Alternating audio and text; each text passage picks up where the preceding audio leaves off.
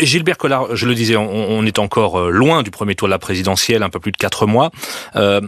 Est-ce que néanmoins, dans les prochaines semaines ou dans les prochains mois, vous souhaitez que Éric Zemmour et Marine Le Pen se réunissent, fassent candidature commune ou en tout cas se rangent l'un derrière l'autre? C'est mon vœu le plus cher et je suis constamment, si vous voulez, dans la rétention pour éviter des conflits irréparables ou des tensions qui créeraient des blessures narcissiques sur lesquelles on ne pourrait pas faire réparation.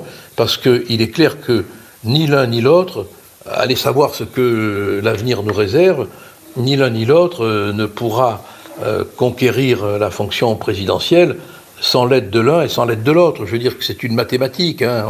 Tout le monde le sait, tout le monde le dit. Donc, évitons, nous au moins, au Rassemblement National, évitons de créer des blessures chez les électeurs d'Éric Zemmour, parce que ce sont des électeurs qui, naturellement, viendront vers nous si on ne les blesse pas. Vous dites ça, mais Marine Le Pen a tenu des propos peu amènes à l'égard d'Éric Zemmour, déjà.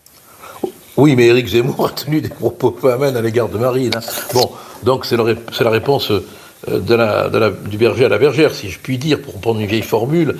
Mais il faut que, quelque part, dans les coins et dans les recoins, on préserve des espaces de diplomatie. Voilà. Je crois que ça sera d'une grande utilité le moment venu. Face à ce risque de dispersion des voix à l'extrême droite, est-ce que vous appelez Éric Zemmour à se ranger derrière Marine Le Pen? Ah oui, bien sûr. Est-ce qu'il le fera? Alors voilà, la question est là, et c'est la raison pour laquelle il faut absolument éviter de créer des blessures narcissiques. C'est Max Gallo qui me le disait une fois, hein, quand on avait la chance de discuter non loin du Panthéon, dans un petit restaurant. Il me disait qu'en politique, on ne mesure pas la puissance des passions. Il a raison. La vie politique est une affaire passionnelle, beaucoup plus que rationnelle.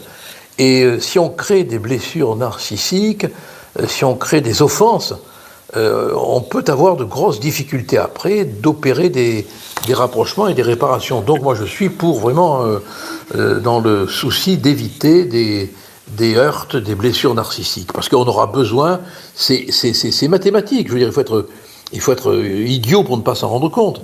On aura besoin les uns des autres pour gagner. Et ce qu'on veut, c'est gagner. C'est pas se faire plaisir. Une dernière question sur Éric Zemmour. Qu'est-ce qui pourrait le pousser à finalement rejoindre Marine Le Pen? Des problèmes de parrainage, des problèmes de financement, un choix politique et stratégique? La réalité, le réel.